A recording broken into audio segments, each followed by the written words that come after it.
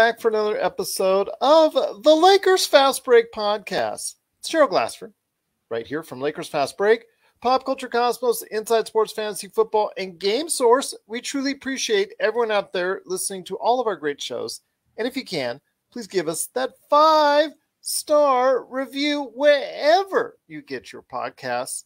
Plus, if you can like, share, subscribe, follow, or do anything that you can to support us right here at the Lakers Fast Break, Pop Culture Cosmos, Inside Sports Fantasy Football, Game Source, Lakers Ball, Lakerholics, and of course, our good friends at the Hoop Heads Podcast Network. All the things that we do and all the things that we're part of, including our fantastic YouTube subscribers. Please go ahead and subscribe today on YouTube. I know we're doing really well there as of late, and we truly appreciate all your support.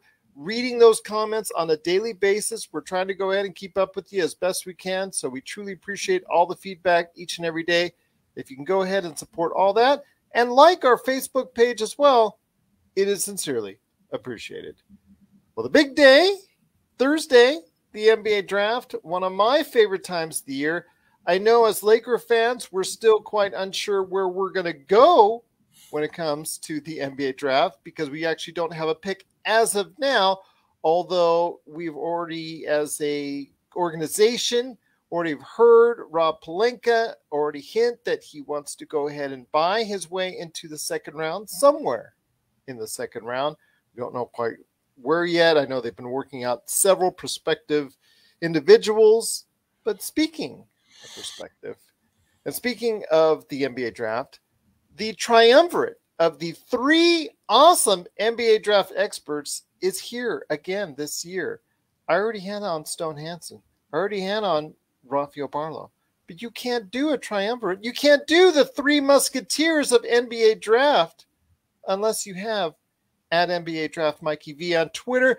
The guy who puts Twitter to shame with all of his tweets because nobody out there does more tweets on the future of NBA basketball because he gets to see firsthand and also gets to report on firsthand through his awesome site that he works with, perspectiveinsight.com, and also as well all the tweets that he does. I mean, my gosh, I don't think anybody on the planet retweets more than this guy. It is a good man indeed. Please check out the future of the NBA as he sees it at NBA Draft Mikey V. It is Michael Visenberg. And Mike, great to have you back on. Man, I missed you, and I'm just so glad to have you back on the program. Gerald, thanks so much for having me back. Yeah, it's been a while, man, but it's great to be back here. It's been really cool because I was doing a NBA draft cohort class with that Stone Hansen was a part of, so that was awesome. Getting to see Stone. We just did a mock draft yesterday. And to wrap up that course. But yeah, Get in the Game 101 was who put on the course. My friend John Ross and Bjorn Zetterberg were integral to having that happen. And we had so many fantastic people that were a part of that.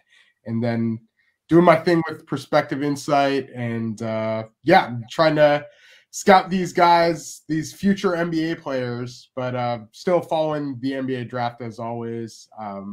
Yeah, the insane amount of retweets I've been doing lately was from Section 7 in Arizona, which was a huge high school tournament that had high schools from across the West Coast and even as far as Columbus High in Florida, which has a couple twins, sons of Carlos Boozer, Cameron and Caden Boozer, who are looking like two of the best players in the high school class of 2025.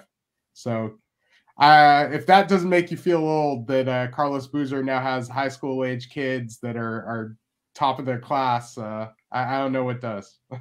Well, I will tell you what, my friend, as the secret to everybody out there, I follow your Twitter religiously to understand who is on the horizon when it comes to prospective NBA draft candidates. So I get a clearer idea before they even go to college or Overtime Elite or Europe or the G League or whatever that they do before the NBA draft. I go ahead and check out your Twitter each and every time out because of the fact I get to see the future of the NBA before it happens. So it's always a great time indeed. But you and I are also going to be talking about the near future for this year's draft, because we're going to be choosing our own mock draft. It's going to be going. I just can't wait. I can't. Always a fun time when I go ahead and do this. I know we've had big extravaganzas in the past with a whole bunch of people. I know actually you stopped by Rafael Barlow's NBA Big Board podcast recently as well. I remember that episode. You were fantastic on it. So I know that he is really busy this time right now doing all the things that he can for the NBA draft, as are you, as are Stone Hansen. But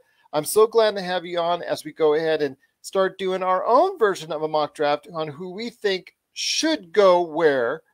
But I know that right here in Vegas that Chet Holmgren and Jabari Smith are kind of almost 50-50 even up as far as the number one draft pick. I know Jabari Smith is a slight favorite still at this point in time. His numbers have dropped a little bit. Chet Holmgren and Paolo Banchero has come from a longer shot at about a 20-1, 25-1, has dropped dramatically. So people are thinking that he may still have a chance. I know he's been a favorite for a lot of NBA draft experts. Be that as it may, before we get into your first pick, because I'm going to give you first pick in our NBA mock draft, I want to hear your thoughts on this top three that people are thinking about when it comes to the top of the NBA draft. Yeah, I think they're all pretty close. And I would lean that the Magic take Jabari Smith Jr. tomorrow. But I know that, like, this is as crazy as it's kind of gotten in a while as far as the first pick is concerned. Like, you know, most years you pretty much know who's going to go number one. I liken it to the Anthony Bennett draft, personally. Yeah, pretty much. Like, yeah, that was an actual shock, because I remember thinking that one was between Nerlens Noel and Alex Len. Yeah. Those were the two rumored guys that were going to Cleveland that year. But yeah, Anthony Bennett ends up going in there. I think you have a much more established top three this time with those three guys. With Jaden Ivey, like, possibly maybe shaking things up, but I'm thinking not. But yeah, like, I know that Paulo's odds were kind of rising up a little bit, but I don't think he worked out with Orlando, and I think he was kind of happy to either be going to Oklahoma City or Houston. But yeah, I would lean towards Jabari Smith Jr. at this point, being the number one pick. And you'll quickly find out who I have number one whenever you want to start this mock draft. So let's do that right now, my friend. You are on the clock with Orlando. So who would you pick with the number one NBA as far as the draft is concerned? Who would you pick for number one in your NBA draft? So I know a lot of draft Twitter and Rafael Barlow have Paolo Banchero number one. He loves Paolo Banchero. Absolutely. Well, I've loved Paolo Banchero for as long as I've seen him. And I have him number one as well. I just think that the combination of I like his ball handling, it's fantastic. NBA ready body, and his ability to create offense, and fantastic passer. I just think that he would be the guy that I would choose if I were the Orlando Magic. Like, you're looking for that, like, primary offensive option, and I think Paulo would be it. I also think that his defense is, like, at this point a little, like, kind of too it's been put under the microscope a bit too much. I think he's going to be fine on that end of the floor. Like, we had a great article series from Bjorn Zetterberg, and he broke down just it was called Data Tracking, broke down, like, shot blocking, and a lot of Paulo's blocks actually came on the perimeter. He moves his feet pretty well, and then he's really hard to move, which is something that I noticed immediately. Like, the first time I got to see Paolo in person was the 2018 USA October minicamp. He was playing Isaiah Stewart, who is a couple years older than he is. And Isaiah is a tank. Like, he could not get anything against Paolo. So I just think that over time, like Paulo is going to be a fine defender as well. And then I think that he ends up being the best offensive option. I think he's going to improve a lot as the 3-point shooter as well, just based on how really efficient he is in the mid-range. And then just in terms of shot creation, I think he does that better than any of the top 3 guys in this year's draft. Fair enough indeed. So Paulo Banchero is your number 1 choice. You're picking for the Orlando Magic. That leaves me up next with number 2 for Oklahoma City, which only has 10,000 picks at number 1 picks for the rest of this decade. Oh my gosh, what is it? 14 at least in the next 5 years. They've got some amazingly outstanding number as far as that's concerned. So I'm thinking I'm picking as someone that they can go ahead and center everything around as far as on an offensive end. I think on the defensive end, they're going to go ahead and do some things. I think they're also as well going to be pointing towards Victor Wembanyama next year. That's something I think that they're eyeing towards the draft class next year and who's at the top of it. So I really think that right now, I think that they should go with a nice scorer off the touch. And I think that Jabari Smith Jr., like you said, great scorer, good shooter, still needs to work on his handle, driving through the lane, mid-range, still need to work on that. But 42% from 3, has pretty good defensive skills, 6'10", can guard out on the perimeter.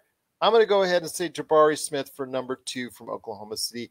Again, they have a wealth of assets and should be able to go ahead and get them in a position where they're going to go ahead and pick some good players over the next few years as well. All right. Sounds good.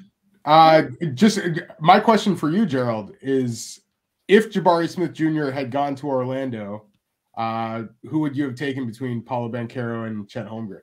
Well, you, Stone Hansen, and Rafael Barlow have convinced me that Paulo would have probably been, someone that I would have been more interested in than him, Jabari Smith right now, because Jabari Smith and Paulo Banchero, Paulo is the more polished product, I think, at this point in time. So at this point in time, I think you're going to get right off the bat someone who can go ahead and initiate offense at the top of the key.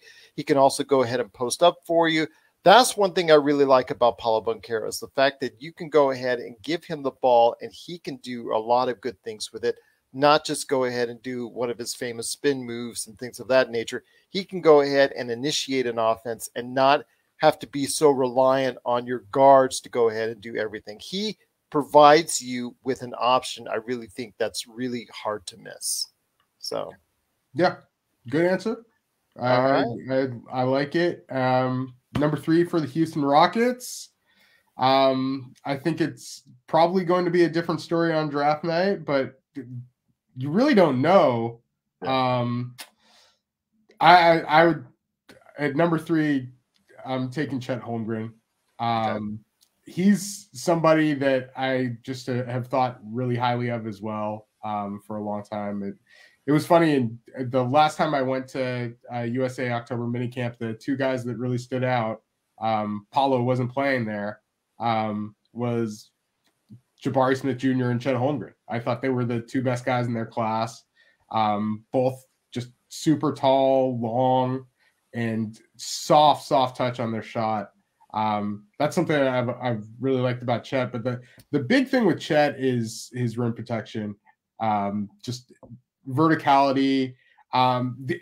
It's everybody talks about the frame, but as skinny as he may be, he's really good at absorbing contact and keeping those arms up to block shots.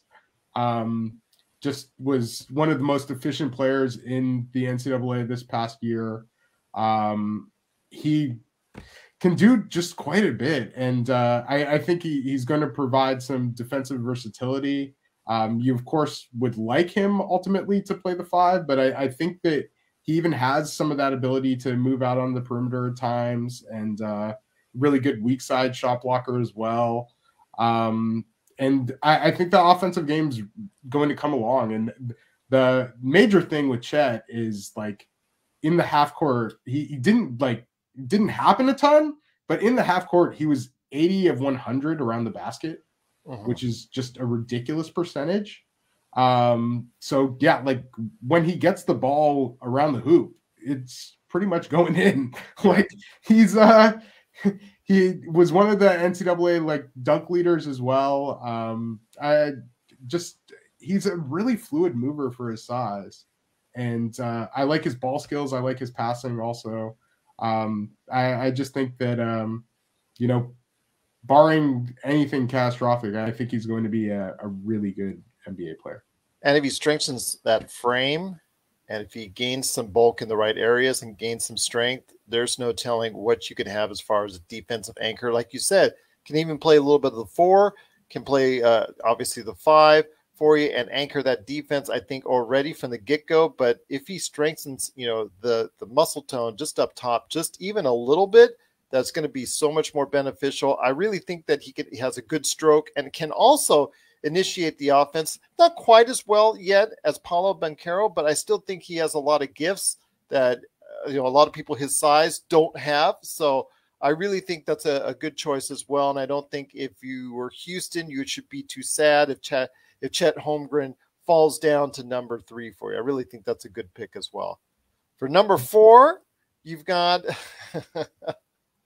the Sacramento Kings, who eventually will get to the playoffs. Statistics say they will get to the playoffs one day.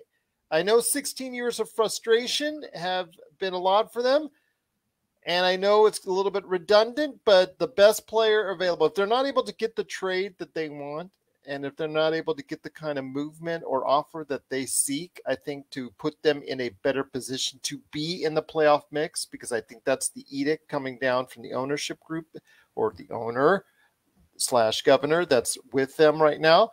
I think that it's going to be Jaden Ivey. If you just go best player available, I think that the comparisons to Russell Westbrook are there. He's extremely athletic.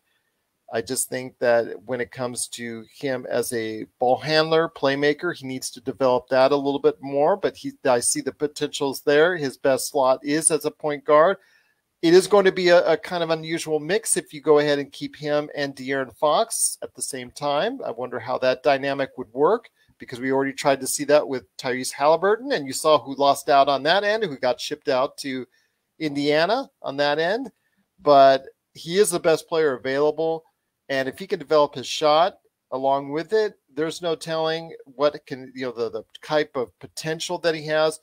And he possibly could be, when all is said and done, 5 years down the line, the best of all of these players that we're talking about right now.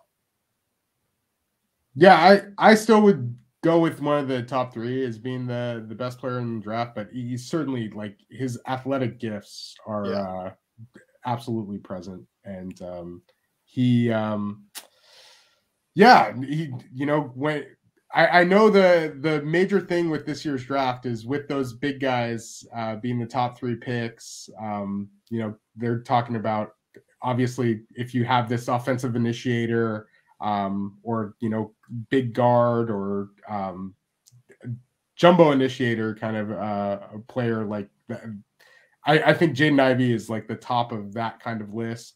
I still just wonder if he's not more of like that secondary playmaker, but absolutely quite a talent, and I think that Sacramento should probably do that at number 4 as well. I don't know what they're going to do, and we never do. This is true. I don't want to anoint him the next John Morant as of yet, but no. I think the passing between those two and just court vision, very, very different. Yeah, I agree with you on that. Number 5 is the Detroit Pistons, and there are different ways they could go. They could go for the relative unknown in Shaedon Sharpe, possibly, or they could go with a more proven commodity in Keegan Murray or another player that's right there for you. I mean, there's been several that's been talking about Dyson Daniels, Benedict Mathurin. I mean, there's a few players right on there. So who do you have for the Detroit Pistons if you were picking for them at number 5? Well, I'm going to throw a huge wrench in this process and not pick any of those players that you named. Okay. I'm going to go with AJ Griffin from Duke. One of the younger players in the draft. He had a fantastic shooting season, just in a number of ways. Great frame for a wing. And I just really believe that, there's a lot there in terms of offensive package, things to work with. Are you worried about his health at all? That's the one thing.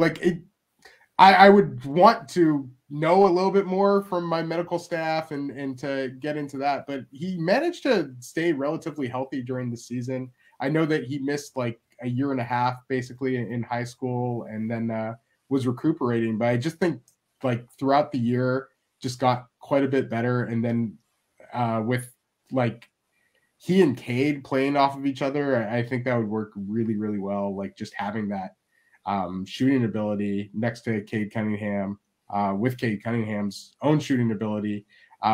Maybe worry a little bit about athleticism, but I just think AJ would be a great fit there in Detroit. And he's just the highest guy I have on my board. And I'm looking at best player available. And I know some people will probably have some thoughts on that, but I really believe in AJ Griffin. I don't blame you. Kid can shoot. And in the days and ages where you have right now in this era, the 3-point shot is paramount in the NBA. You got to have yourself some good shooters out there. And I'm hoping that this kid will be able to find his own niche as a 3-and-D scorer that's going to hopefully be able to do a little bit more than that, because at number 5, you want him to be able to be more than just a 3-and-D type player. But I think he has the possibility, the flashes, what he showed at Duke, maybe he can go ahead and do just that. So yeah, really, really good pick right there for you, especially because the fact that, you got to have shooters. Got to go ahead, and if you do have shooters, it opens up as we saw in the playoffs with Steph Curry, what he does to a defense just by his mere presence. So you can have someone that can shoot like that, absolutely. Or the one thing I'll add about AJ is just the shooting versatility too. Yeah. He did it in so many different ways and can do quite a bit off of the dribble as well. So that's why I think he could kind of be beyond that 3-and-D label.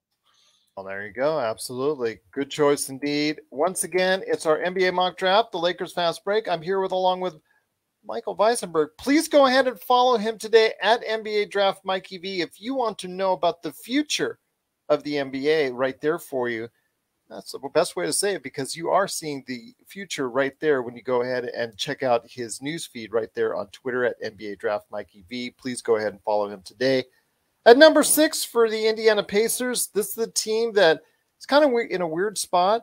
Are they still trying to go ahead and compete for a playoff spot, or are they trying to go ahead and do an implosion, get rid of some of the talent that they have, like Malcolm Brogdon, who's been on trade rumors everywhere seemingly in the past few days? You've got other players that they have that seemingly are also on the trading block as well. So I'm still thinking that they're looking forward ahead to trying to make themselves into a competitive team right away. So I'm picking Keegan Murray at number 6 as a player that's seasoned, like Chris Duarte that they just brought on the previous year that did well for them. I think that as a power forward at 6'8", I think that he comes in already ready-made to go ahead and pop him right there in the lineup and go ahead and do some damage for you. Does a lot of good things. Doesn't do really a whole lot of things at a elite level, but I really think he does a lot of things at a very, very good level. I think he's a good scorer, good rebounder, can play a good level of defense for you. Really, just a really good all-around base player. I think at that point in time in the draft that you're going to get someone that, again, is seasoned, ready to go, not going to need as much fine-tuning or developing as other individuals in draft because he is a little bit older. I think he's ready to go, and I think he's ready to go to make a major contribution for a team as a good rotational player and someone who can even develop into something more. So I'm picking Keegan Murray at number 6 for the Indiana Pacers. All right. So that comes up to since the Pacific Northwest is your area, from what I remember, and Rafael Barlow, give him a shout out. One of his favorite, actually his favorite team. Yep, yeah, the Portland Trailblazers, as he reminds me a lot. The Portland Trailblazers are on the clock next at number 7. So with Damian Lillard, and his clock is kind of running a little bit on the older side now that he's on the other side of 30. His clock is starting to run down, and he wants to go ahead and be part of a winner after what happened last season. And with Anthony Simons still there, a kid that looks like he's going to become a major player in this league. They trade away CJ McCollum. They still have assets there, and they're looking to go ahead and be competitive as long as you have Damian Lillard sitting there going ahead and chucking up threes. So who do you have for Portland at number 7? Well, I think whoever you take at number 7, they're likely going to take some time to make the Blazers competitive. And I'm one of those people who also wonders just how much number 7 can get you in terms of getting a veteran player that can come in and help right away. But if I just stuck with number 7, I'm not sure how popular this is going to be in Portland, but this is a player that I just feel like down the line could make quite an impact. And I'm going with Jalen Duren. And from Memphis, I think that there's some special athleticism there. Yeah. And, he does have these huge feet, huge hands. I think that he's going to eventually adapt really well to the physicality of the NBA. I also think there's like a bit of a hidden skill set there that I think is going to develop over time. Really good passer as well. So yeah, he's just somebody that I think has a lot of defensive potential to unlock. I thought he was a really good rim protector at Memphis as well, and going to be great on the glass. And he's going to be that lob threat that I think eventually is the Blazers need something either at one of the forward spots or at the center spot with the Nurk uncertainty and the next upcoming future. So Jalen Duren's the next guy on my board. So that's what I'm taking for the Portland Trailblazers, and I would be happy with whoever the next couple guys are on my board or Jalen Duren going to the Blazers on draft night. He has a lot of potential, I think. And at 6'11", let's say 7 feet, 250. I think he has an NBA ready body. I mean, I'd say like more 6'10" honestly, but really? Yeah. Okay. Yeah. But he has a 7'5" wingspan that I think makes up for that as well. Okay. Fair enough. But yes, like you said, he's very strong. Kid's got an NBA ready body as far as it's concerned. It looks like someone that I think can really do some damage in the NBA. Like you said, just needs a little bit of time, work, development. I think that he can go ahead and be that eventual successor to Yusuf Nurkic, and he's going to be someone that I think that can really do some good things. But the thing is he going to be is Damian Lillard going to be that patient? That's the big question. Yeah. I mean, because patience runs thin on all these guys that we're seeing these days in the NBA. I mean, a lot of these 30+ players, they're seemingly running very thin on their patience. They can't stand the thought of their team developing. They need a winner. They need to be a part of a winner now, or else they're going to demand a trade out the door. So we'll see. I know he's been an icon in Portland, and I know he wants to stay in Portland, has stated as such. So we'll see if this pick will infuse the kind of enthusiasm for Damian Lillard, or if it does something to, let's say, go ahead and have him, has eyes wandering somewhere else. But regardless, I think that's a solid pick at number 7 right there for you. Someone who can really develop, and I think can do some good numbers down the line for you. Number 8 is going to be along that same lines for me when it comes to New Orleans and the fact that they're still feasting off the Anthony Davis trade. And this would have been the Lakers pick. And if it was been the Lakers pick, and seeing how it's fallen down for our draft so far, I think it would have been probably around the same thing for me as someone who I think that, probably talent-wise at this spot is probably the most talented individual available, even though there's not much out on him, and that is Shaedon Sharpe, who didn't play with Kentucky, but practiced at Kentucky. Well, I actually didn't. He didn't kind of. Well, he was there at Kentucky. That's the way to say it. I was the way to clarify it there. But he has at 6'5", 6'6", 200 pounds. Looks like someone that can go ahead. From what I saw in his earlier days in high school, as one of the top-rated individuals coming out of high school. Going to be someone that could go ahead and do a lot of things as far as a great two-way player. Could develop into that. And I think that with all the talent that's already there on New Orleans, I think you got to go ahead and start looking into possibly trying to go for that home run. And I think that's a good time to go ahead and do it when it's, not even really truly your pick. It's the Lakers pick that you have now because of Anthony Davis. Lakers get a world championship. New Orleans gets Shaedon Sharpe at number 8. So we'll take it. We'll take it. Yeah. But I think the Lakers will take it too. Yes. But yeah, Shaedon Sharpe is one of the better athletes in the draft. Yes. Really great dimensions for a wing. Can create his own shot as well. And, just the potential is the big word there with him. I know that a lot of people are kind of wondering about him and his feel for the game, but I just think there's a ton of talent there, some rare athletic gifts and strength at his size. I think that anywhere like around this range is a good spot for Shaedon Sharpe. At least and if you're going for like a home run, like this is a guy who could possibly really pay off in the future. I like the pick at number 8 or anywhere around this range for him. Well, David Griffin, who in the earlier part of last season his seat was warm with the way they started off at 1-12, but they came back strong and had that great performance in the playoffs where they were very competitive and very feisty, and it showed a great future without Zion Williamson. Yeah. So now that you get Zion back, hopefully, that really you can start going ahead and say to yourself, okay, now I can build for the future because I've got talent and I've got extra picks. So I can go ahead now and look towards maybe building for the future around Zion if Zion stays healthy. And Shaedon Sharpe could be that individual that slots right in there one day that you could say, you know what, as a player, I really think he's going to be something special. But yes, again, it's a reach, could be a home run.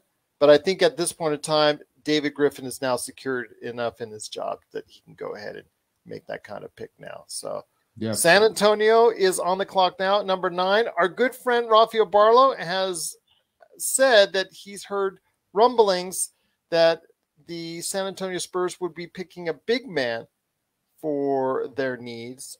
Things have changed now with your pick of Jalen Duren as one of the top-rated centers that came off the board at number 7. So what do they do now? Or what would you do now at number 9 for the San Antonio Spurs? Yeah, I'm going to stick with just going best player available. And to me, that's Johnny Davis from Wisconsin. I know that San Antonio is always happy picking a guard or a wing, at least over the past few drafts. And as much as they may want like a Jalen Duren or a Mark Williams here, I think it would just be kind of a good idea to keep maintaining those wing and guard assets that they have, and possibly looking for that in a trade. But I just think Johnny Davis is somebody that can step into the NBA, give you some really solid guard minutes. He's somebody that we all know is a tough shot maker, and good from mid range. I think. Are you concerned about his long shot, his 3-point shot? I mean, that's been brought a lot up when it concerns evaluation. Yeah, I know he didn't shoot well from 3, but I think he had a insane burden of offense at Wisconsin. Mm-hmm. And I think that it's something that the main thing with shooting is, unless like it's really, really bad, like there are some players in this draft whose shooting is not good at all, but it's just something that you could see them working on. And it's one of the, I think that I wouldn't say like easier things to fix, but it's one of the more fixable things that a prospect can go through, unless there's like some catastrophic reason or but yeah, I feel like over time, like Johnny Davis is going to at least be like a good shooter. And then his defensive ability, and I think like, solid athlete as well, was a really good rebounder at Wisconsin. Those are just that nose for the ball, like those kind of things, that the toughness. I don't know if you remember, but he had like this amazing game against at Purdue against Jaden Ivey earlier in the year. That was like one of the better prospect games. And then he was one of the better players in in a conference that had, I think, 9 NCAA tournament teams. So going up usually against a good team every night, had a huge offensive burden as well, as I mentioned earlier. But yeah, he's somebody that I just think is going to be a solid guard, or at least a rotation guy. But I think there's even more upside beyond that. Very good pick indeed. Yes, Johnny Davis, I think that, like you said, he had so much on his back, his shoulders, when it concerns trying to go ahead and continue that load that he had at Wisconsin. If, like you said, is true in developing the shot can be there for most of these guys if they work on it. So Johnny Davis, I think, is a very, very good pick at number 9. I think he's someone that could go ahead and be a great player for San Antonio in that pop system if given the opportunity. Number 10, the Washington Wizards, and with the status of Bradley Beal, we don't know what's going to happen there. You've got Kristaps Porzingis. You don't know how healthy he's going to be throughout an entire season. You've got Kyle Kuzma that is being Kyle Kuzma, although he's actually had a good season last season. So I know we missed him in Lakerland. It's funny because, he has the seasons that he has with the Lakers, and then he leaves, and now all of a sudden all these Laker fans miss Kyle Kuzma. So, it just seems like, the grass is greener on the other side, so to speak, for him. But I'm wishing him continued success. But at number 10, I do think, since you've traded out to Dallas, your last major point guard, I really think you're in need of a point guard right now, or someone that can at least set up the offense per se, and someone who can also initiate the defense, which is something that's been in dire need for Washington for quite some time. And I'm going to go ahead and pick Dyson Daniels at number 10, who can do a lot of each. The shot, like you said, rinse and repeat what Mikey V said for several of these guys. And this is just no less there for Dyson Daniels, because the shot isn't there as of yet. But the playmaking, the vision is good. The playmaking, I think, is really good. I know he's had some comparisons to Lonzo Ball. I really don't want to go ahead and go into that stretch yet, but he does have a good court awareness and vision. And defensively, I think he's, at or near one of the best defensive players coming out of this draft. So I have Dyson Daniels at number 10 for the Washington Wizards. Yeah. I think that, like, everything I'm hearing, it seems like he's going to be gone by 8. Yeah. So, yeah, in the actual draft, like, you're getting a steal. But, yeah, I agree with what you said. Like, I just think he's one of those guys who gets described as a connector and then has defensive ability as well. And then the shooting, again, is like something that I think you can work on, and it can come along. The major like difference between like he and Lonzo Ball, I would say, is that Lonzo, like, coming in, I think, like, as much as people were kind of worried about the shooting and how awkward the form is and everything like that, like, his shooting was one of like the major factors and something that he worked on to become the valuable player that he is right now. But I just think that with Dyson, you have that passing ability, you have the court vision, and awareness on both ends, and the size also, which is really something to work with. Absolutely. So there you go at number 10 in our mock draft. Once again, it's Michael Visenberg from Perspective Insight and NBA Draft Mikey V. It's me, Gerald Glassford, as well. giving you our picks on who we think should go where in the NBA mock draft. I will say the crowd is chanting now at number 11. It's the New York crowd that's jeering and cheering you all at the same time, my friend. So who do you have at number 11 for the New York Knicks? Yeah. I know that they have a lot of, kind of guards and wings, and I think I'm going to add another one because I am going with Bennett Mathurin out of Arizona. I just think you have that combination of size, his shooting and scoring ability. I think there are certainly like tools to work with on the defensive end, and I think there have been strides in his playmaking. So he's a guy that I have a feeling likely goes top 10 on draft night, and could go even quite a bit higher than this. But yeah, I think his ceiling is maybe even like, I don't know if it's Detroit, but it's probably Indiana. And this might be his floor. Yeah. So yeah, Bennett Mathurin was one of the top returning players after last year. I thought he had a great freshman year at Arizona. I was thinking he was going to enter the draft last year, comes back and maintains, or possibly strengthens his case in this year's draft. So yeah. And then, as always, if you have that extra year under your belt, you're probably even more ready to come in and compete at the NBA level.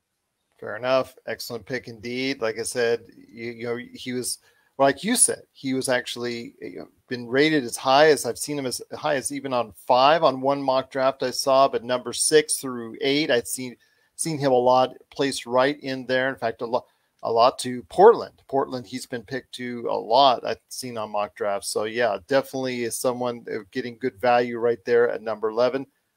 I know for number 12, you have the Oklahoma City Thunder coming back up on the clock with one of their many first-round picks over the next few years, as we talked about earlier.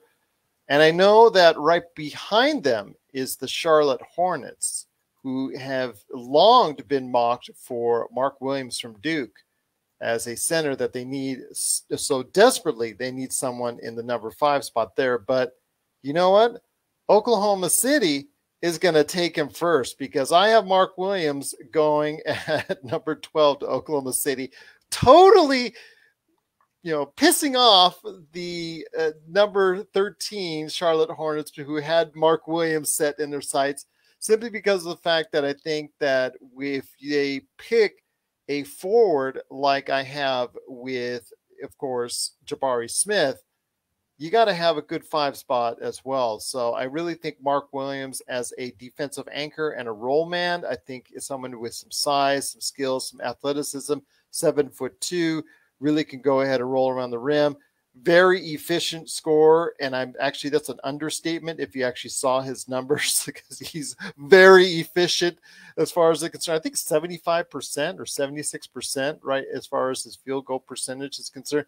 Actually, not too bad of a free thrower as well. So there you go. I think a really solid choice right there at number 12 for Mark Williams, really getting the folks in Charlotte really angry, which is your next pick, my friend, number 13, and the Charlotte Hornets.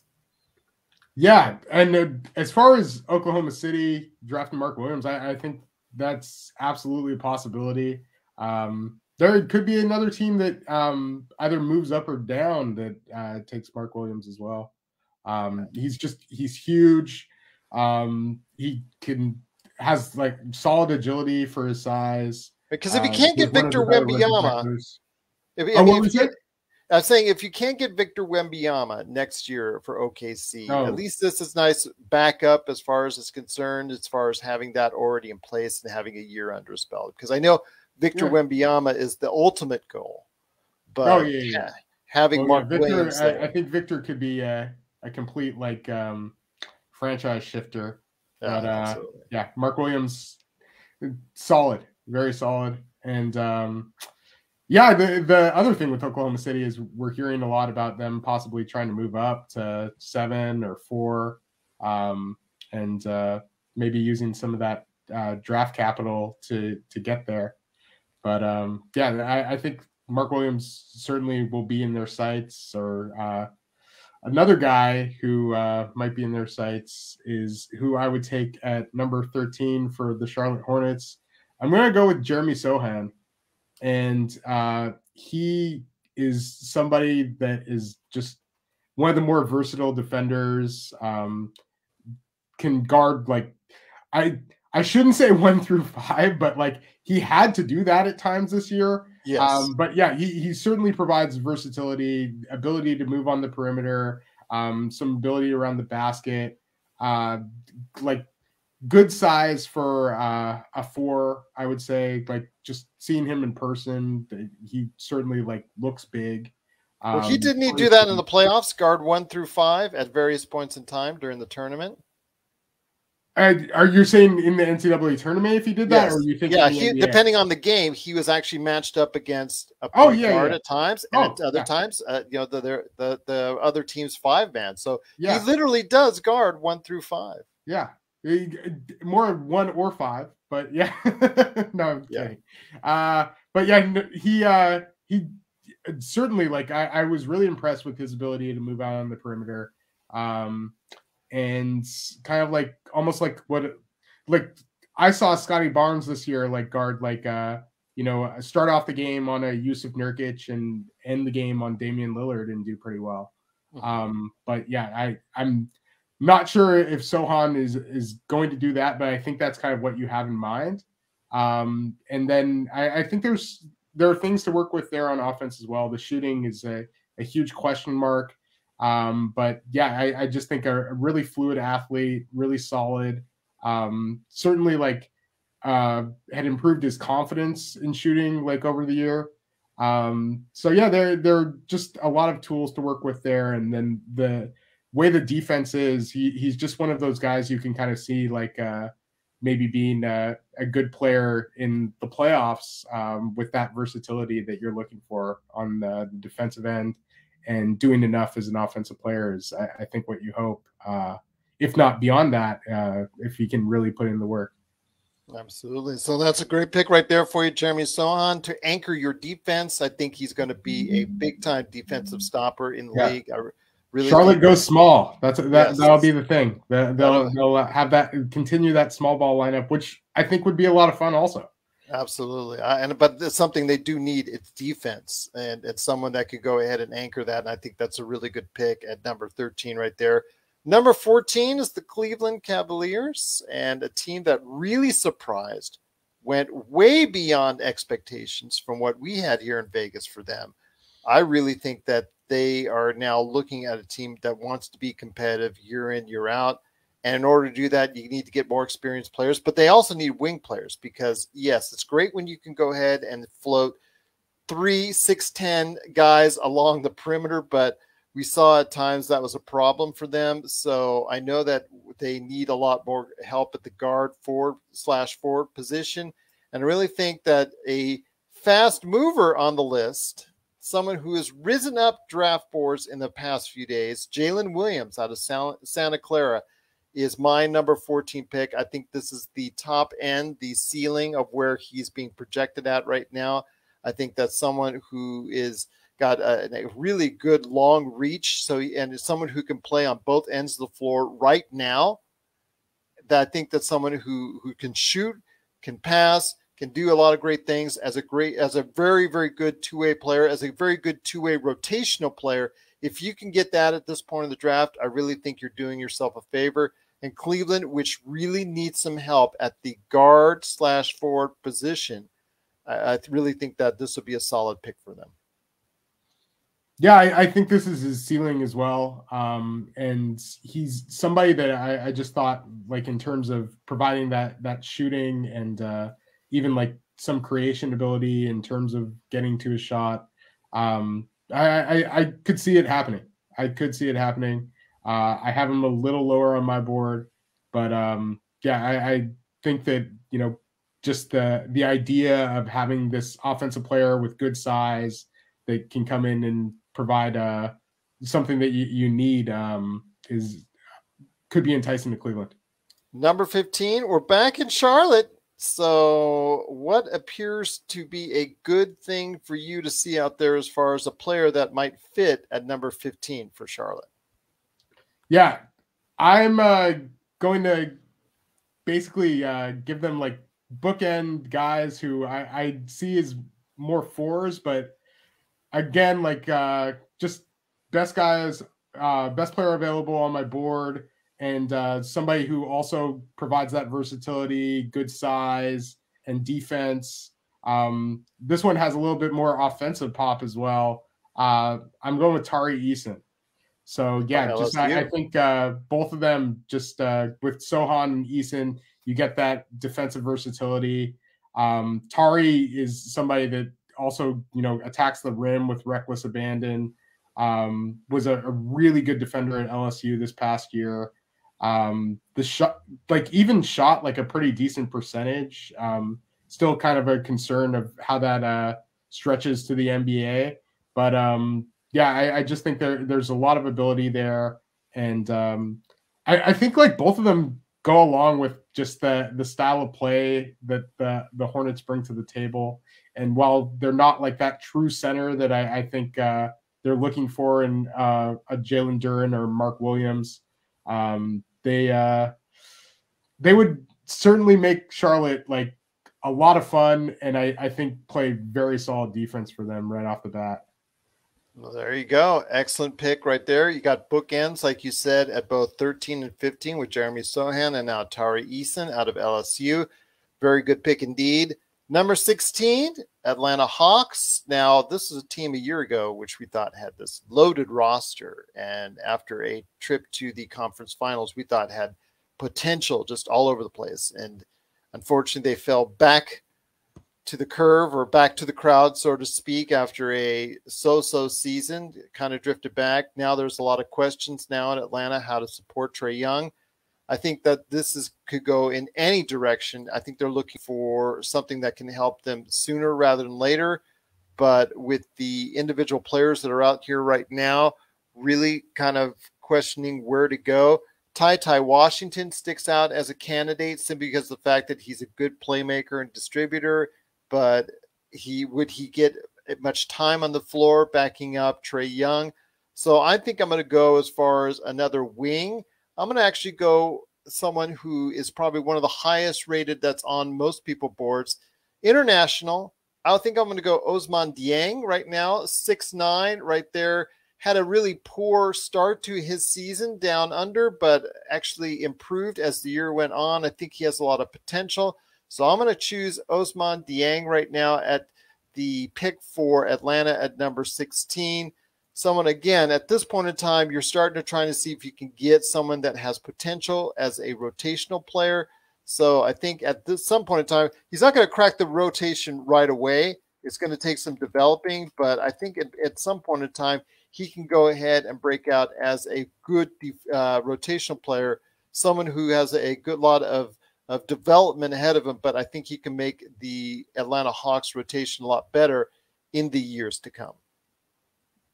Yeah, I think he's certainly right around this range as well. And he's somebody that, like, with his size, he improved a great deal as a shooter as the season went on. And just the thing with the NBL is, like, there's just a lot of physicality. And it's a really tough adjustment. Like, I know he was playing in France, but yeah, like going to the NBL, you're playing against like real grown men. Yeah. And I think his ability to adapt to that over the season with the New Zealand Breakers, I think this is like right around his range as well. And I have a feeling that like he could possibly be in the back end of that lottery too. So yeah, he does seem to be kind of rising up boards. Absolutely. Who's your pick now at number 17 for the Houston Rockets, which got this pick from the Brooklyn Nets in the James Harden trade? Who do you have at number 17? All right. Well, I have somebody at 17 who seems to be doing the exact opposite of what Ousmane Dieng is doing in terms of where he's being placed on mock draft boards by the people kind of closest to NBA personnel. but he's somebody that I like quite a bit. I have Kendall Brown. And Kendall Brown, I think, is a fantastic athlete.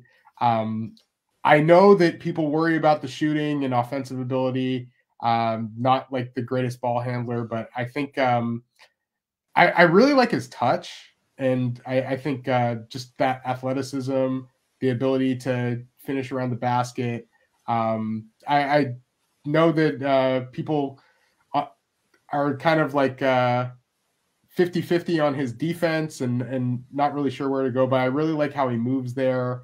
You'd like to see him be a bit more of like basically shot blocker, or like, get more of that block percentage a little bit higher considering his athleticism. But I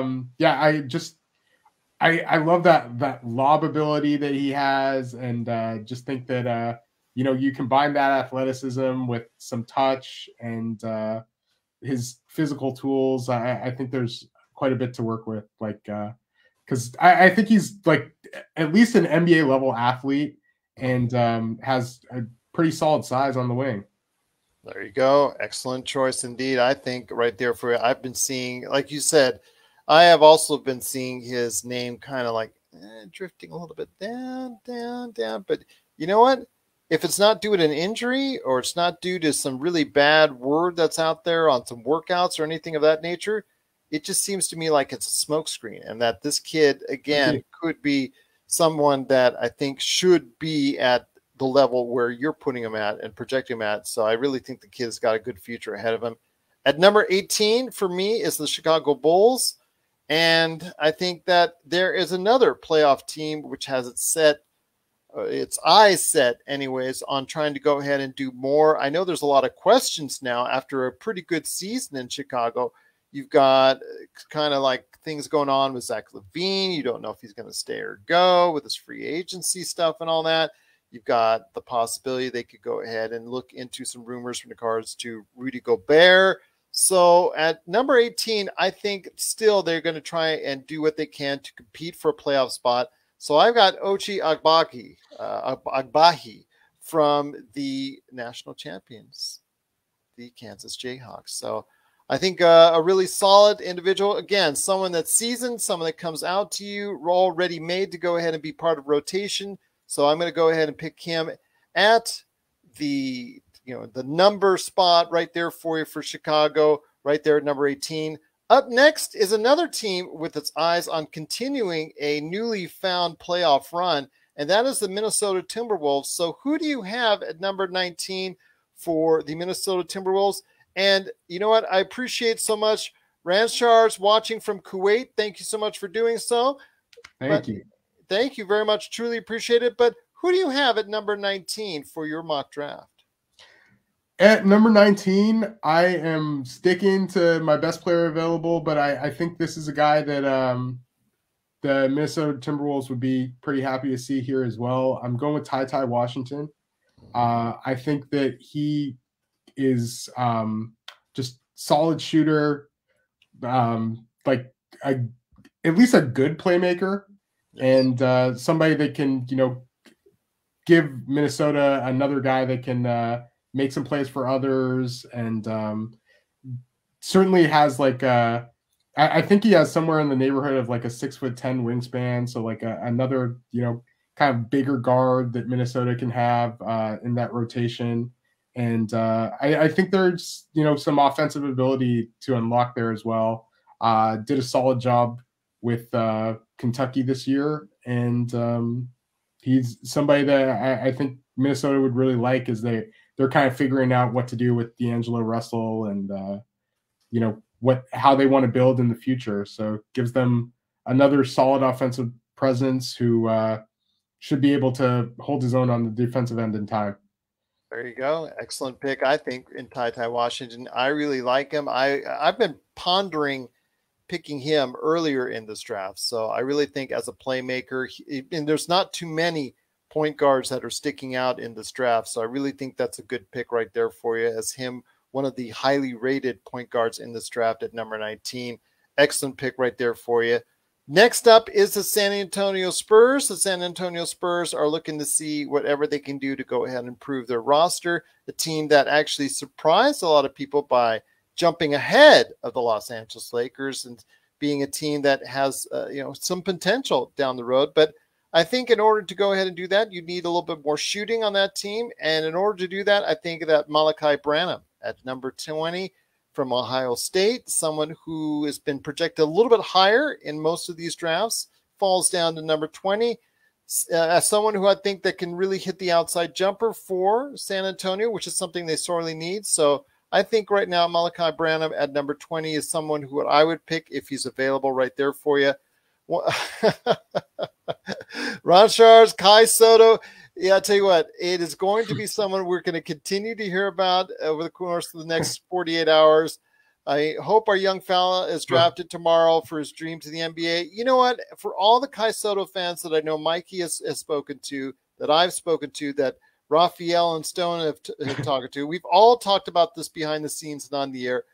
We are truly wishing the best for the kid. We don't know where he's going to end up, but I am truly wishing the best. As someone who is married to someone from the Philippines, she is rooting for Kai Soto, and I know that a lot of people in the Philippines and all over the world are rooting for this kid to go ahead and succeed. Will he be drafted in tomorrow's draft? We don't know yet, but really rooting for the kid. But at number 20, I will say right now, it would be a little bit too high for Kai Soto, so I apologize for that. But I see shooting as a big need for San Antonio and Malachi Branham fitting that bill. Number 21, we're almost we're actually really doing good so far. So number 21 is the Denver Nuggets. I was going to ask you or suggest to you, maybe you should go ahead and get Nikola Jovic just for that name thing going on there. Yeah. But who do you I don't want to influence your pick in any way. So who do you have at number 21 for? I am taking I have Jovic pretty close, but yeah, sticking with BPA. I know they drafted Bones Highland last year and that worked out really well, but I'm going to go with another nice scoring guard who has some creation upside with Blake Wesley from Notre Dame. Yes, I just think that, really solid. There are certainly things that he needs to iron out and work on, but he showed that he had a bag last year, just with his ability to create off of the dribble, had some really nice playmaking chops. I think that the shooting is going to come around, and the finishing is kind of the major thing to look at. But I think there are definitely some good things to work with Blake Wesley. I think right around his range too.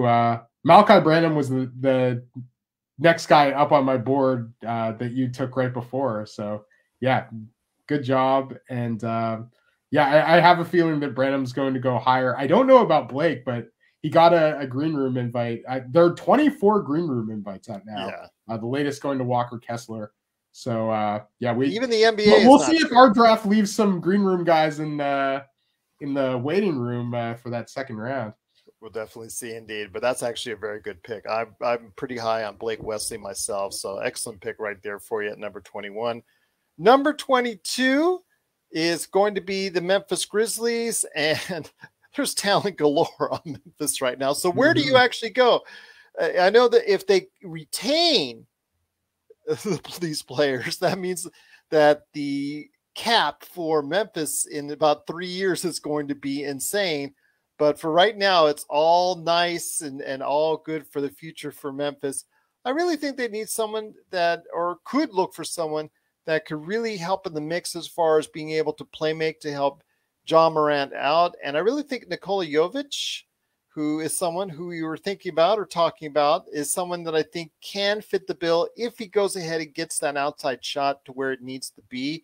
I know that's in question. I know it's kind of shaky at this point, but as you have said already on the show, it's something that they can work and develop. But his playmaking skills, I think what he brings to the table as a small / power forward, I'm going to say power forward at this point in time, around 6'10", 6'11", 225, got good size. Again, if he can develop that shot, but the fact that he has a good court awareness and good vision, suspect athleticism, which is going to be, I guess, offset, you could say, by the Triple J, Jaren Jackson Jr. You know, if he's playing on the same floor with him, he could make up for a lot of the deficiencies athletically. But I think as a playmaker, I think that's always helpful to John Morant if there's another playmaker on the floor. And I think Nikola Jovic can be developed into a good one at number 22. So what are your thoughts on that? I mean, again, a pretty solid for me. Just someone who's shown up as far as internationally, someone I think that can make the NBA as a good playmaker out there, whether it's inside or out. Yeah, I think that this is right around his range as well. Like, you know, somewhere in the 20s. I wouldn't be surprised if Denver did take him. But, yeah, like, I know that Memphis kind of has that decision to make with Kyle Anderson, where, you know, will they be able to pay him? And do they want to pay Slow-Mo? Yeah, that's the other question. I personally think that Kyle is like a really solid rotation player. That I know I would think there's a market out there for him, but I know he really likes being in Memphis as well. But yeah, Jovic, just another talented player to add to the Memphis fold. So yeah, I like the pick. Embarrassment of riches there for them in Memphis, and they've done a great job of drafting over the years. Zaire Williams, everybody was thinking, oh man, at number 10, oh my gosh, really? I don't know. Turns out he was a good rotational player for them, even in the playoffs. Yeah, so looking pretty smart there indeed. I'm not going to doubt Memphis anymore because, again, they've made some good choices over the past few years to see what team they've developed, a team that could be on the verge of some really great things, so people need to watch out for them. So I have, again, Nikola Jovic, number 22. It's Mikey's turn, and I hear that Philly crowd going, because Philly's coming up next at number 23. So who do you have at number 23? At number 23, I have the Philadelphia 76ers taking Jaden Harvey of the G League Ignite, a guy who I know is kind of all over draft boards. Yes. And he was considered going into the year one of the more interesting players out of the high school class of 2021, and was kind of the big name for the G League Ignite this year. They turned out to have, of course, Dyson Daniels and Marjon Beauchamp and other interesting prospects, and of course Scoot Henderson for next year. But yeah, Jaden Harvey is somebody that I think the shooting will certainly come along, and just his ball handling ability, his touch on floaters.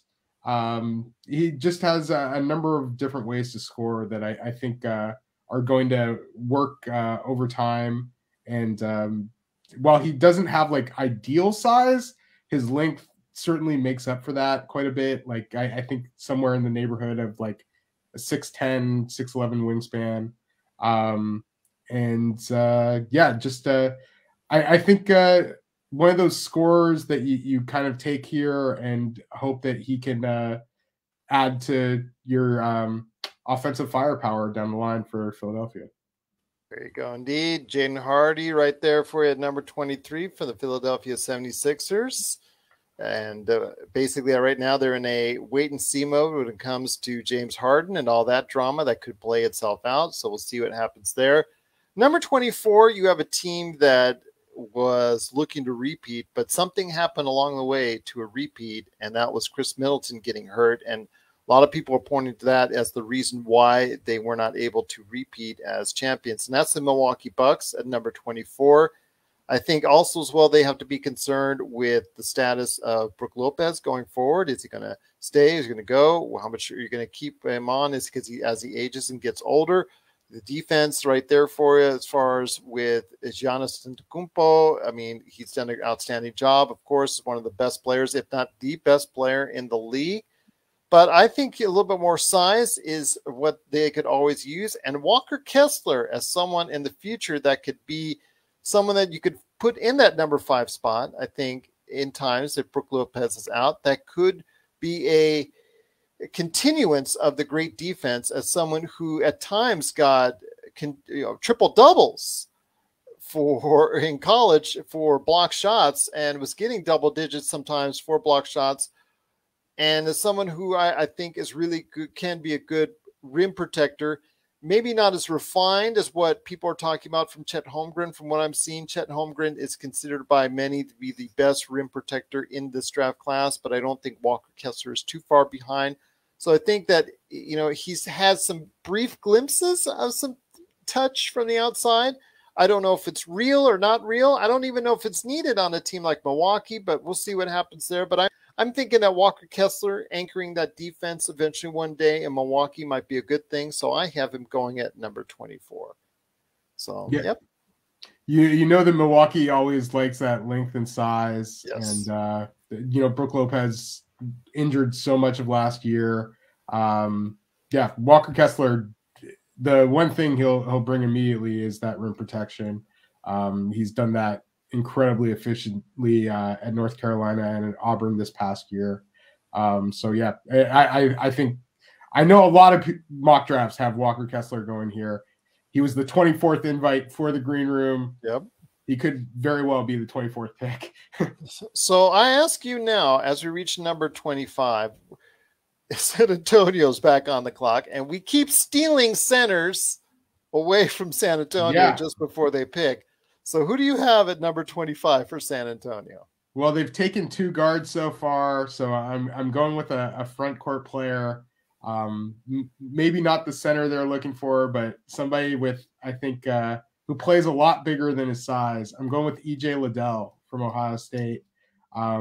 He's about 6'7", but he has some length. He averaged 2.6 blocks per game, I'm pretty sure, this year. There's some weak side rim protection there, and some really solid on-ball defense. Improved a lot as a shooter.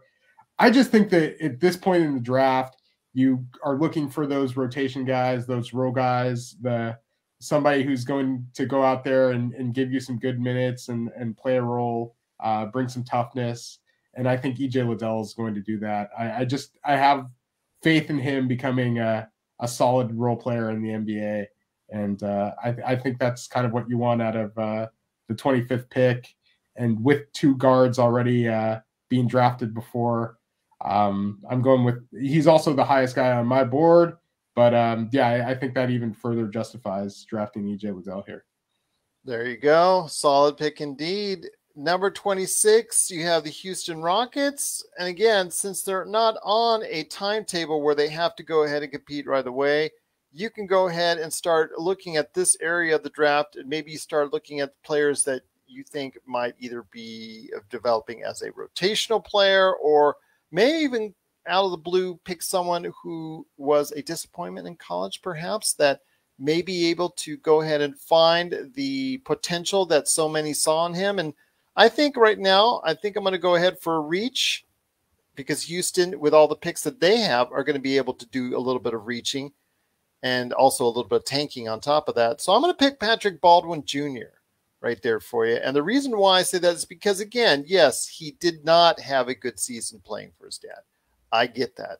But there was so much hype and so much, if you could see the tape from his high school days, you'll understand what he brought to the table and why so many people were high on him. And one of the reasons why he was one of the highest rated individuals in his high school class. And to see him where he's gone down, I know I see him as far as in the mid-second round. I see him falling down too, but I think the potential is still there. We saw that with Zaire Williams, and that's probably one of the main reasons why I'm thinking about Patrick Baldwin at this spot, is because of the fact I saw a similar type of downslide in a lot of people's opinions in regards to Zaire Williams, and look where it's ended up for Memphis. If Houston has any type of the developmental qualities and Patrick Baldwin Jr. has the drive, I really think this could be someone that could be a pretty good hit for Houston at number 26. Your thoughts on Patrick Baldwin Jr. before we hit number 27? PBJ, it's crazy because I remember I saw him a couple years at USA Basketball October minicamp, and there was like a serious conversation about him being the top player in that that class. Like, yeah, went ahead of the likes of Paolo Banchero, Chet Holmgren, and Jabari Smith Jr. up until I would say like later in his senior year. I think that it's like this is right around the range where it's worth a swing to draft him. He had a really rough year in not the best competition. His NBA draft combine was really rough. Like, he measured out like almost like close to center size, like with a 9.5 standing reach, but then his vertical was pretty abysmal. And just athleticism numbers kind of leave you wondering. I think that's maybe like a difference between he and the Zaire Williams, who tested out pretty well athletically. But I think there's absolutely talent there. His EYBL numbers were really good when he was playing with Phenom University. And, he was on a team with Jalen Johnson, who was the 20th pick last year. And I think almost everybody felt that Patrick Baldwin Jr. was the better prospect between the two. Shot really well there. Showed some glimpses at U19s last year. But yeah, I think you're just kind of concerned about his latest results and maybe the athleticism in the NBA. But a guy with that kind of size, the balance in terms of his shooting, which I think you can certainly work with. I still feel like he's going to get drafted, and there's a chance it could be late first. The only reason I say that is because the fact that coming right here, there's absolutely zero expectations for him. And if that's the case, the pressure's off, and all he has to do is work hard and get better. I really think that could be the case for him. If that's and working with likely if he was drafted by Houston, it would. I know we took Chet Holmgren, but it would likely be with Paolo Banchero, who's a guy that he's known for years as well. Chet Holmgren, also a guy I'm sure. Well, he was on the U19 team with him, so there would be some buddies to work with, let's say. Number 27, Miami Heat. You got Pat Riley smoking a cigar in the office and still talking about how he wants to get this team even farther after a conference finals and NBA Eastern Conference #1 standing during the regular season. So your thoughts on what Miami Heat can do at number 27? So the guy I have Miami taking at number 27 is Dalen Terry out of University of Arizona. I think that he's just somebody that I heard really helped himself at the NBA draft combine. I think he's moved up the boards as well. Like, I don't think he'll be available here on draft day. But yeah, Dalen Terry is about 6'7" and like great size, and is a guard. Like, he's one of the better passers in this draft. Really good defender. Was one of the reasons that Arizona was, I think, one of the better teams in the NCAA this year. And I think if he does come to the Miami Heat, there's a ton to work with in terms of him in terms of defensive versatility. You can work on that offensive game, and I think that should come around in time. But just one of those role players that I think can be really good for you. Considering this draft kind of lacks point guards, he's another one of those big guards that can provide you some defensive versatility, be that connector. And I think this would be a great pick for Miami if Dalen Terry was available here. Yeah, absolutely. Yeah, I've heard his name being tossed about right here. Actually, a little bit higher up. I've seen his numbers at right around 22, 23. So this is definitely a very good value pick. Excellent pick at number 27. Number 28 are the world champion, Golden State. The Warriors are looking to go ahead and see what they can do to increase their very, very, very high luxury tax that they've already got. But if they do actually add a player at this spot, and I'm picking for them, I'm going to pick someone that I think is going to do a solid job and can actually eventually, as they weed the players out, going forward, they've obviously got a lot of youth still on that team that they haven't really played to any real extent. But I think that someone who could fit in the mix, I think it's Jake Laravia. I think he is really, really someone that could do a solid job. Jake Laravia from Wake Forest. I think if you saw his shooting numbers, if you saw the way he could stroke the ball, at Wake Forest in the ACC in a tough conference, I really think that his competitiveness, the fact he comes out, he's actually a junior that he's coming out, so he's a little older on the older side, almost 21 years old, but I think that he can still provide something for Golden State as it goes on its quest to repeat. Someone that could eventually, by the end of the season, be maybe on the back end of the rotation. I think if they're able to go ahead and pick somebody at 28 who can do that, I think that's something that should be commended to them, because they're really good as far as being able to talent evaluate. So I think at this point in time, Jake Laravia from Wake Forest to be a solid pick for them.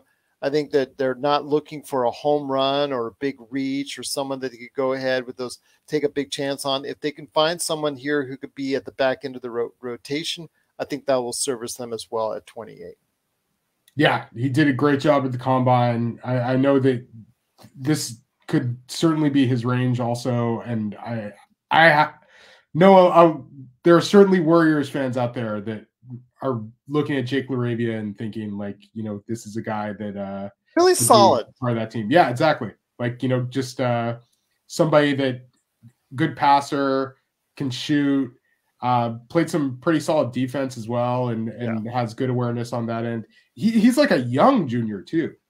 He's doesn't turn 21 until November. So he's 20 and a half right now. Yeah. So, there for you. I'll pick Gerald. Oh, yeah. Golden State, they can afford it. They'll just add more, of a price on the your ticket there at the Chase Center. So, 29. Yeah, gosh, they certainly have decisions to make in terms of the luxury tax. But yeah, if Joe Lacob and crew are willing to pay out, then they're going to be quite formidable for at least another few years. That's true indeed. But 29, you have the Memphis Grizzlies. So again, this is another team that is rich with talent, rich with picks. I have a feeling they may not keep both their picks in the first round come the NBA draft, simply because of the fact that they have so much talent already. And they need to start packaging that for maybe some more experienced players that could help them now as opposed to later, because they're fast tracking as opposed to what they need to do now, as far as what they did before, when it comes to, maybe potential. That potential is now realized. They're now a competitive team. They're now a team that has aspirations of something even higher. So again, I don't think that they will keep both these picks, but in case they do, who do you have at number 29? Yeah, 29, I will go with Marjon Beauchamp from G League Ignite. He's another guy who's maybe like a little older and had an interesting path to get to the G League Ignite. I think last year around this time he was playing at Yakima Valley Community College and putting up major numbers there. Did a really solid job, I think, with the G League Ignite. Has always been one of those guys from the first time I saw him as a freshman playing with the Porter brothers at Nathan Hale. He's just been this tantalizing prospect with super long arms, could put the ball on the floor, could have some creation for himself in terms of scoring from a few different levels. And I think has some defensive tools also. So, yeah, I just think Marjon would be another solid, at least wing bet that, could get added to the fold for the Memphis Grizzlies as they're looking to kind of make that core a little bit more solid in the 2-3 positions. Embarrassment of riches, my friend. You can never have enough wings, as we're seeing already. You can never have enough wings, my friend, especially right there in Memphis. Great pick right there for you, Marjon Beauchamp at number 29. And to round things off, you have the Denver Nuggets once again on the clock. And I'm going to go ahead and say this is someone that I have right around this area who I think does have potential. If you go ahead and check out at NBA Draft Mikey V on Twitter, you're going to see the pinned tweet that shows he has the best standing reach. And that is Christian Coloco out of Arizona. Someone who has good size as far as height, obviously 7'1" player, best standing reach, as I mentioned. Someone who can go ahead and be a good roll man, efficient around the rim. Someone who can block shots for you. Needs to get stronger, be a little bit better rebounder, but someone who actually in workouts has actually proven to maybe have possibly a pretty decent outside shot, as he impressed people and had kind of surprised people with his outside shot during these workouts so far. So I have Christian Coloco at number 30 for the Nuggets. This is probably around the area he's going to fall, early second round, maybe late first round. So I think that does it for us, my friend, on the first round. So Christian Coloco ends the first round at number 30. Yeah, and it was standing vertical reach. So he standing vertical reach. That's what I meant. Yeah. So that means when he's jumping up and going for those block shots from a standstill, he's getting really high. I had a thread on that because I've always, to me, the standing reach numbers can lie, but the touch points don't lie. So that's why I made a thread on that. And he's number one. Also had the highest max vert reach as well. Yeah, 12.5, which is really good. Yeah. So yeah, he certainly a lot of athleticism there. Was part of the reason Arizona was such a great defense as well, with Dalen Terry having that combination. Coloco was the centerpiece of one of the better high school defenses I've seen at Sierra Canyon. I think he's developed quite a bit. Really got unlocked this year with Tommy Lloyd taking over the Arizona head coaching spot. A guy that I wouldn't be surprised around here as well. You see him slip into the second round possibly, but he's certainly around this range. So yeah, very cool. Had a few guys left on my board that I have first round grades on. Sure. I like Bryce McGowan's, yes, Max Christie, Wendell Moore. So those are just, solid, I would say 2-3 bets. And then Ryan Rollins from Toledo would be another one that I would look at. His name has been possible mentioned. First round pick. Yeah. I know Raphael likes Ryan Rollins quite a bit due to his being young for class and his scoring ability. Those are just a few guys, but somebody's going to have to slip to the second round, and we'll see that tomorrow. Absolutely, we will indeed, my friend. But it's great having you here as always. Great to catch up with you again. It is Michael Visenberg from Perspective Insight. You got to go ahead and follow him today on the Twitter, because nobody out there is better on the Twitter than him, at NBA Draft Mikey V. But before we head on out, please go ahead and give the lowdown on what you're up to and what you want people to know about you at NBA Draft Mikey V. Well, follow NBA Draft Mikey V. Follow at _Pro Insight. That's where I constantly retweet their stuff, because we have just a great team all around the country going to a bunch of high school and college events and talking about future players that are going to be in the NBA draft, and doing some great NBA draft work as well. Get in the Game 101 is something that I can't recommend enough. We just had a fantastic draft cohort class. Coming up, there are classes as far as the off season and on talking to people at Las Vegas Summer League. So definitely look at getting the Game 101 and John Ross. And other than that, I'm just going to be trying to go to whatever I can. But Gerald, thank you so much for having me on. It was great to be on the Lakers Fast Break once again. Oh, great to have you on, my friend. Also, special shout out to Ranchars out there in Kuwait. We're rooting for Kai Soto for you. We are. We're hoping, absolutely. We do want great things for him. If he is not taken in at tomorrow's NBA draft, I can tell you within seconds, his agent will be called up by someone looking to go ahead and see if they can make him a part of their roster for the Summer League and then going forward for the G League and whatnot. So I do see a future for Kai Soto. maybe in the NBA. We'll see what happens there. But I cannot thank you enough for watching all the way from Kuwait. And thank you to everybody else who was watching and listening. A special shout out again to YouTube. But to Mikey V out there, please go ahead and follow him today.